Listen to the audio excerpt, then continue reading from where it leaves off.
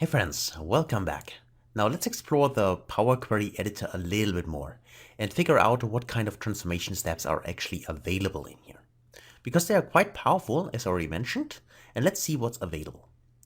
So in the first tab, which is the Home tab, we have already seen that we can add new data sources here, and it could be any kind of data source we want to add. What we have done so far, we wanted to add a blank query, and then we use the dates query M code, right, to create a dates table as we've seen in here. So under recent sources, you would simply see here what kind of sources you have used in the past, and you can also use recent sources and load them in here. Enter data would allow us to enter manual data. So if I go to enter data here, I can create a manual table, right? So I can go in here and say, this is my manual table, TBL, and then I can simply add some information here, like A, B, C. I will delete this table. I just want to show it how it works. If you click OK, then you would see that this table also appears in here as a manual table, which can also be used in the model. So if you want to insert data manually, you can do that anytime, simply by clicking under Home to this Enter Data in here. If you want to get rid of the table, simply right-click here and say Delete, right? Because we don't need it, we delete it again, and it's gone. So that's how this Enter Data here works. Data source settings, if you click here, this gives you or lets you manage the data source settings in here. Nothing very important right now. More interesting could be the parameters, because remember in the query here, when we use this custom M code for the date function, there is a start date, an end date, and also financial year start month in here. And you see that it's called enter parameters. And that's exactly what you can do here by manage parameters. So if you click this option, you can manage parameters which are already inside your query here in the Power Query editor, or you can also create new parameters if you want to create your own custom M code and use parameters for that. For instance, for filtering specific columns or anything like that. This can be done here by simply creating them. The way it works is simply click on new parameter here, and then this window appears where you can give the parameter a name. You can specify what kind of data type it is here. You can also suggest a default value here. And then you can use a parameter afterwards inside the query editor if you want to do that. So quite easy to create those parameters actually in here. Refresh the preview. This allows you to refresh the data. Again, if the underlying data source in the meantime changes and you're still in the editor here, you click on refresh here. And then if you've selected one of the tables, this one for instance, and I would click refresh, then I would see the latest data in here and all the changes which might have been applied in the underlying data source. The advanced editor, we've already seen this. This is very helpful, and so you know already what it does. You can click on it and you see exactly what happens in here. So for this specific file here, so in this case the product table, it's an Excel source which gets loaded by excel.workbook, and then there are different steps which have been applied. And those steps, like loading the source and here choosing, here in this case the table itself, and changing the type, all those steps, of course, here are also in here in the applied steps window. But it's important to know where you find here the M code, and this can be easily done by simply selecting the table and then click on the advanced editor in here. Manage, if you click the manage option, you can here also delete the specific table you currently have selected. You can duplicate the table or reference the table. The difference between duplicating and reference, by the way, is the following. If you duplicate the table, if I click on duplicate, for instance, you would see that now I have product number 2 here, but this product number 2 is not linked to the product number 1.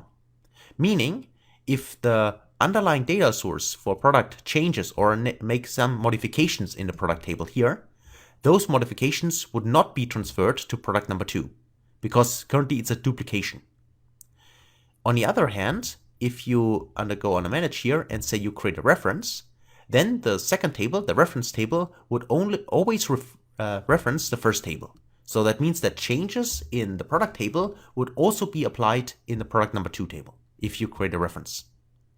And you can do that by either go here under manage, or you can also right click on the table. And there's also an option to create a duplication or a reference to this table. I don't need this, so let me just go in here. Let me just delete the product number 2 just to show you what it does, but we don't need it in the model. So that's that. We can also have here under manage columns specify what of the columns you want to keep. Because sometimes you load a table inside your model, but probably you don't need maybe all the columns from this table. Maybe you want to only use specific columns. Then you can go to choose columns here. You can tick this option here. And then this allows you here to specify what are the columns you want to keep.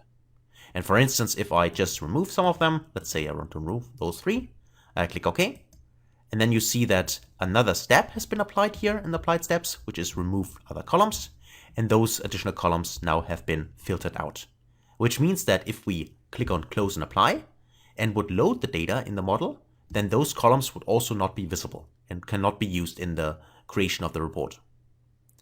That's why I click on a cross symbol here and we see those columns again and we can use it. So that would be this choose column options. And if you, instead of clicking here directly, you can also click here. And this allows you here to choose the columns or also go to a specific column. This can be helpful if you have lots of columns and you don't want to scroll to the right. You can also click on go to column and then choose a column. For instance, if I click on taxes here, click OK, and then you see that now taxes is highlighted. Here I only have 7 columns, so that's not a big deal to simply click on a column to select it. But if you have, let's say, 100 columns, it might be easier to simply go here and click on go to column, right, to go there. Remove columns, so that's basically also a way here. If you go here, remove the columns or remove other columns. It's kind of similar to choose the columns here. If you untick the checkboxes, this simply allows you to remove specific columns if you don't need them in the model. The same is true for reducing the rows. This just means that now you're limiting the amount of rows you use. So if you say, for instance, I want to keep rows, there's an option to keep top rows, keep bottom rows, or a range of rows. So just to keep it simple, let's say I want to keep the rows, and I say I only want to keep the first, let's say the first 10 rows. And if I click OK, I would see that now only I keep the first 10 entries in my dataset. And all the other ones from the product table now get filtered out and will not be available in the model. That's why I think this applied step window is so helpful, because you can do all the transformations, and if you don't like it, just click on a cross symbol here. And then you see the original data back. This is the keep rows. Remove rows works the same way, right? You can say I want to remove the first 10 rows because maybe they don't contain any relevant data or data which I don't need, or you can remove the bottom rows or also alternate rows. So if you take this option here, you can specify the first row to remove and the number of rows and also the steps. The number of rows to keep, which can be specified in here. So quite powerful to really choose specific what exactly do you need. But as I said before, if you are able to only import the data which you need, then you don't need to do these additional transformation steps. That's why I personally would always recommend only import what you need. And then just in case you need to remove additional things from the table, which you can't remove upfront, then you can use those steps in here. But if you don't need to use them, why bother and why invest time in doing this, right? So it's very helpful, but best practice always only import what you need. That's my advice to you. Then sorting here can be done simply by selecting the column you want to sort, and then you can sort from A to Z or from Z to A. So that's up to you. You can split columns in here. So for instance, we have our salespeople here, which is salesperson name, so his surname and name. And if you tick this column here and say you want to split, you can click on the option here, and there are various options to split by delimiter, by number of characters, by positions, lower to uppercase, digit to non-digit, and so on. And if I keep it simple, say delimiter, then I can select what kind of delimiter. I can also add a custom delimiter if the one I'm searching for is not available here by default. In this case, it is for me, it's space. And then I can specify each occurrence of the space or only the leftmost space, the rightmost space. And I can also go to advanced options here if I want. If I take this option, just to see that there's also split into columns or rows. This can be done in here. For me, I just leave it default now. And if I click OK, you would now see that I have here now 2 columns. The first one is here Fred, and the second one is Robertson, right? And the same is true for all the other columns in here. So I split basically by the space as a delimiter in here. That was original data. So if I click on here, that's what it looked like. And then when I split it, then 2 additional steps have been done. The split column by delimiter was the first one. and then also the change type, just to make sure that the columns here have the right data type, which of course can be modified by simply clicking here and then choose a data type in here. So that's how this split column option works. So let me just maybe remove this and remove this here as well. And then let's have a look at, for instance, at our sales data here one more time. And let's take a look at the grouping option here. Grouping option means, or group by here simply means to create aggregations. So meaning, for instance, you could say, I have location ID in my table and I want to figure out how many or how often an ID is actually available in this specific table. Then you can go in here and you can say, I want to group by. And you can specify here the columns. For instance, location ID is the column. If you go to advanced, you can add additional columns if you want to group by several columns. But for the basic one, let's say group by location ID, and I will simply want to count. This is the name of the new column. And let's say count rows, simply to figure out, in this case, how many or how often a location is actually available in the sales table. And if I click OK, then you would see here now a unique list of location IDs. And you can see how often, using the count, this location is actually available in the sales table.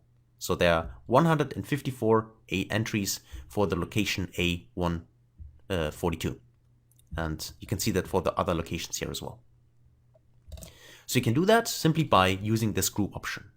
But be aware that if you want to do this, then of course now you have modified the sales table, right? Which is now not available in your model anymore. So that is why if you want to do any kind of aggregations and you still need the original table, then I would recommend that you right click on the table first and then you create either a duplication or a reference, depending on what you need, and then you can do your aggregations.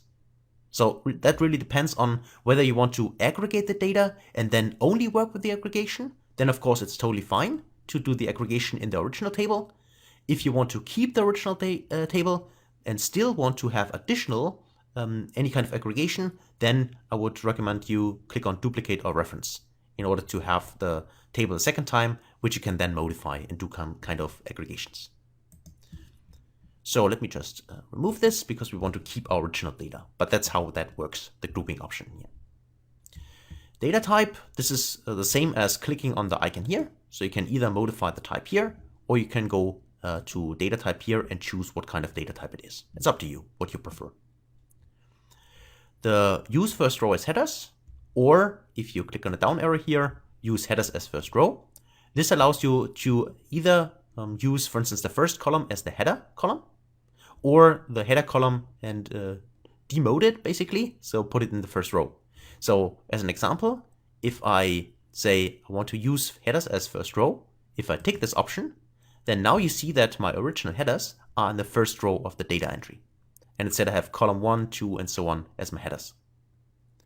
And the same is true if I use first row as headers here. If I tick this option, then I would have this headers as the first row. So that's how that works. For me now, I don't want this, so I actually remove this one and this one. So I have my and this one and this one. So I have my original data back. Okay. So, but that's how that use first row as headers works. The replace values can be quite helpful. So let me just show you one example. I go to customer here, and for instance, for salespeople here, I get here Fred Robertson or Kevin Butler. And if I want to rename specific here, so really you want to change either depending on how often a name appears, or if it only appears once, then I would only want to replace maybe one specific value.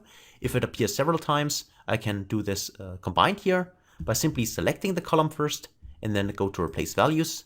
And now if I say I want to replace, in this case, let's say Fred Robertson, and I want to replace it with, let's say, Elon Musk here. And if I press OK, then you see that now my salesperson here with employee 1000 is now Elon Musk. So that's how I can rename specific items by simply using this replace values option in here. Just remove it here because Elon Musk is not one of our employees, but in the future, just in case he wants to join, he's free to join, of course, then we can simply modify the name in here. This under the transforming steps here. The combining steps, we already have seen this using the append queries when we combine basically our three sales tables. The merge queries, the difference here would be appending queries means we stack them, so putting them below each other, if you want to call it this way. And merging means we want to actually put them next to each other. So for instance, if I want to merge this table with my, in this case, my sales table here, so I would like to have two additional columns here on the right side. This is what merging does. So merging simply creates a table, so basically by combining them together, so from left to right, and appending simply means we want to stack them on top of each other. That's the difference. The last option here, these AI insights, these are related to artificial intelligence, so options which are available like text analytics, vision, and Azure machine learning. However, I just want to notice you here, to use this, you need to have a premium license. And this is then based on Azure. It's quite easy to use because actually all you need to do is you select the column and then click on a specific option. But as I said, you only can use them if you have Power BI Premium. So that's under Home. Then under Transform, you will find some of the features we already discussed, because again, there's some redundancy here, which I personally prefer, but some people don't like that. But of course, you find the same options in several steps or spots here, which is quite helpful, at least because it's much easier than to find what you want and what you need. Again, you find here for the tables, grouping the tables. We talked about this. Use first row headers or headers as first row. You can transpose your data. So it's also an option which you're probably familiar with from Excel. You can also do this, or reverse the rows. You can count the rows just to figure out how many rows are actually in the specific table. So if I click on count rows, it simply gives me here a number. So it simply gives me here a number and tells me exactly, okay, in my sales table, there are, in this case, 10,889 entries. So let me just remove this because I want to have my original data back. But that's how you can quite easy figure out under transform here, what's the size of the table. You can also change the data type here. We already covered this by clicking here or do it here. Go on here, you can do that here as well. Or you can also right click here on the table, because then you find also a lot of options which are also available in the ribbon bar here for transformations. Detect the data type, would you allow to the Power BI then tries to figure out what kind of data type a column is. If you haven't done this already, then you can simply click here. And renaming, you can rename a column anytime, either by clicking here or by double clicking on a column. That also works. And the other things here is replace values. We talked about this. What's also helpful is the fill option. So you can either fill up or fill down. So think about a use case where you have maybe an entry here in the first row, and then the next rows are empty. And then in the 10th row, there's the second entry. Like for instance, you see the structure sometimes for countries, for instance. You can see here, for instance, there's US, and then there's some information in the other columns here about US. And then the other columns for US here are empty. Maybe in the second column, there are US states, for instance. And then the next country here is India. And again, there are Indian states probably then here, but the country is not repeating here in the first column. And if you want to fill this, so if you want to have the country then appearing in each of the rows, you can either do this by selecting the column and then go in here and say fill down or fill up, depending on the use case. And then the missing data gets filled with the prior value or the value after, depending on when you use down or up. So that's that. You can pivot the data and unpivot the data. That's also available in here. You can split the column. We already talked about this. And you can also extract or parse data. So if you go in here and then can extract here the length or the first characters of something. For instance, you want to only have the OID here, which is part of the order ID. You can actually use this, or you can also remove this. If you say, I don't want to show them, you can extract it here from the specific column, right? If you want to do that. That's available in here.